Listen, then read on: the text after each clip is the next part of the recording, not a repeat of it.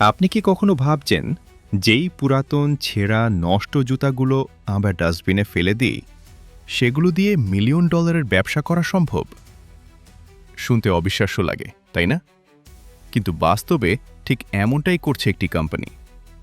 আজকের এই ভিডিওতে আমরা দেখব কিভাবে পুরো পৃথিবী যেখানে এই জিনিসগুলোকে একেবারে শেষ বলে ধরে নেয়, সেখানে তারা এটাকে নতুন জীবনে ফিরিয়ে এনে বানিয়ে ফেলছে হেলমেটের মতো গুরুত্বপূর্ণ প্রোডাক্ট। আপনি দেখছেন টেকনো এক্সপ্লেইন। ভাবুন তো, বিশাল বিশাল ট্রাক ভর্তি পুরাতন জুতা একটা কারখানার গেটে ঢুকছে। গেট খুলতেই চোখে পড়বে জুতার পাহাড়। হাজার হাজার টন পুরাতন নষ্ট ছেঁড়া জুতা এক জায়গায় স্তূপ করে রাখা হয়েছে। এটা যেন একদম আলাদা একটা দুনিয়া, যেখানে আবর্জনাই মূল কাঁচামাল। এই পুরো প্রক্রিয়ার প্রথম ধাপ হচ্ছে সোর্টিং বা বাছাই।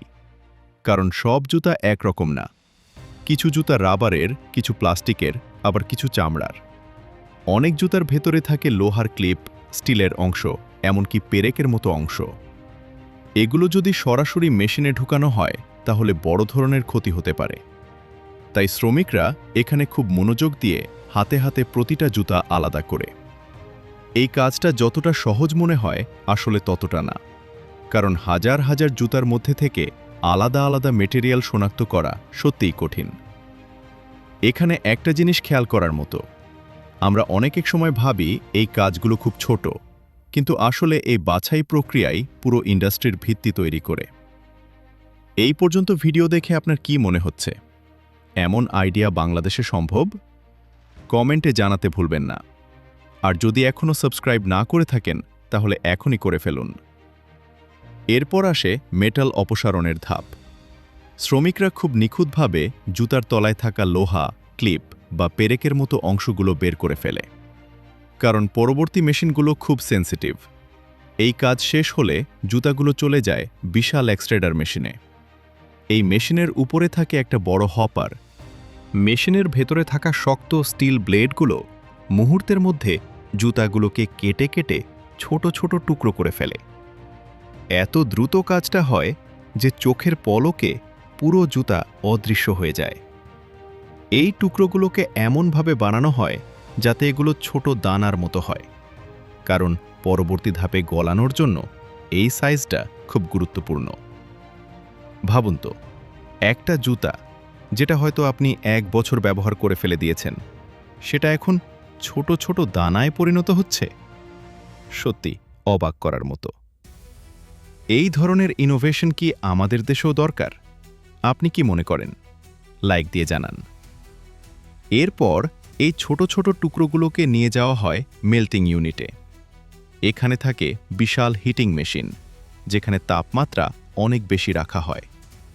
এই তাপে প্লাস্টিক ধীরে ধীরে গলে যায়। প্রথমে একটু নরম হয়, তারপর একসময় পুরোটা তরলে পরিণত হয়। এই গলানো প্লাস্টিক যখন পুরোপুরি তরল হয়ে যায় তখন সেটাকে পাঠানো হয় আরেকটা বিশেষ প্রেস মেশিনে। এই প্রেস মেশিনের কাজ হল গলানো প্লাস্টিককে চাপ দিয়ে লম্বা সুতোর মতো বের করা। এই প্রক্রিয়াটা দেখতে অনেকটা নুডলস বানানোর মতো লাগে। এরপর এই গরম প্লাস্টিক স্ট্র্যান্ডগুলোকে সরাসরি পানির ট্যাঙ্কের ভেতর দিয়ে নেওয়া হয়। পানির সংস্পর্শে আসতেই এগুলো দ্রুত ঠান্ডা হয়ে শক্ত হয়ে যায়। মাত্র কয়েক সেকেন্ডের মধ্যেই তরল প্লাস্টিক আবার শক্ত অবস্থায় ফিরে আসে। এটা সত্যি অবাক করার মতো একটি পরিবর্তন। ভিডিওটা যদি ভালো লাগতে শুরু করে তাহলে একটা শেয়ার করে দিন। আপনার এক শেয়ারে অনেক মানুষ এই অসাধারণ বিষয়টা জানতে পারবে। এখন এই লম্বা স্ট্র্যান্ডগুলোকে আবার ছোট ছোট টুকরো করা হয়। এখানে ব্যবহার করা হয় আরেকটা কাটিং মেশিন। এই মেশিন স্ট্র্যান্ডগুলোকে কেটে একদম ছোট দানার মতো বানিয়ে ফেলে। এগুলো দেখতে একদম নতুন প্লাস্টিক কাঁচামালের মতো লাগে।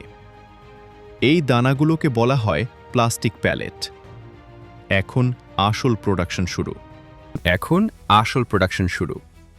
এই প্যালেটগুলো ঢুকানো হয় ইনজেকশন মোল্ডিং বা হিট প্রেস মোল্ডিং মেশিনে। এই মেশিনের ভেতরে প্যালেটগুলো আবার গলানো হয়। তারপর গলানো প্লাস্টিককে বিশাল চাপ দিয়ে একটি নির্দিষ্ট ছাঁচে ঢুকিয়ে দেওয়া হয়। এই ছাঁচটাই আসলে হেলমেটের বাইরের শেল, অর্থাৎ যে শক্ত অংশটা আমাদের মাথাকে আঘাত থেকে রক্ষা করে, সেটাই এখানে তৈরি হচ্ছে। মোল্ড খুলে বের করা হয় একদম নতুন চকচকে হেলমেট শেল। দেখে বোঝার কোনো উপায় নেই যে এটা পুরাতন জুতা থেকে তৈরি। এই পর্যায়ে একজন শ্রমিক অতিরিক্ত প্লাস্টিক কেটে পরিষ্কার করে দেয়।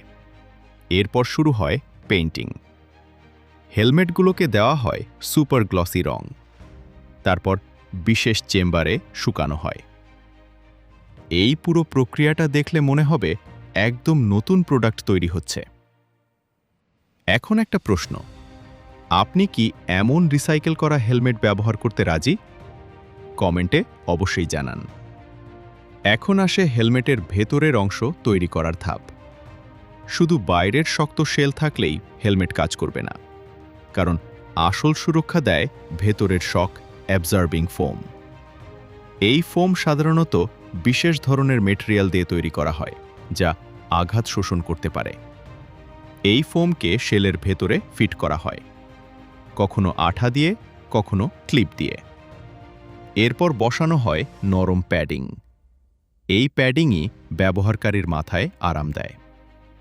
এখন হেলমেট প্রায় প্রস্তুত, কিন্তু এখনও কিছু ফিনিশিং কাজ বাকি, যেমন লোগো প্রিন্ট করা, স্টিকার লাগানো, রিফ্লেকটিভ টেপ বসানো বা কালার কোটিং দেওয়া। এই ছোট ছোট কাজগুলোই প্রোডাক্টকে প্রিমিয়াম লুক দেয়। শেষ ধাপে হেলমেটগুলো পরিষ্কার করা হয়, প্যাকেজিং করা হয় এবং কার্টুনে ভরে বাজারে পাঠানো হয়। সবচেয়ে অবাক করার বিষয় হলো, এই হেলমেট শুধু লোকাল মার্কেটেই না, বিদেশেও এক্সপোর্ট করা হয়। মানে যেটাকে আমরা আবর্জনা ভাবি, সেটাই হয়ে যাচ্ছে আন্তর্জাতিক মানের প্রোডাক্ট। ভিডিওর এই অংশে এসে যদি আপনার কাছে বিষয়টা ইন্টারেস্টিং লাগে, তাহলে চ্যানেলটা সাবস্ক্রাইব করে পাশে থাকুন, কারণ আমরা এমনই অজানা চমকপ্রদ টেক গল্প নিয়ে আসি। এই পুরো গল্পটা আমাদের একটা বড় শিক্ষা দেয়।